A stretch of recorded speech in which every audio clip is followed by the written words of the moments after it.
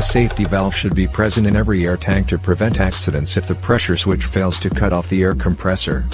The threaded end is 1/4 inch NPT Male.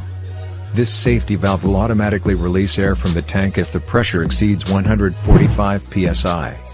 The valve has a ring that can be pulled to bleed pressure from the tank manually, a very handy feature when you need to drain your tank.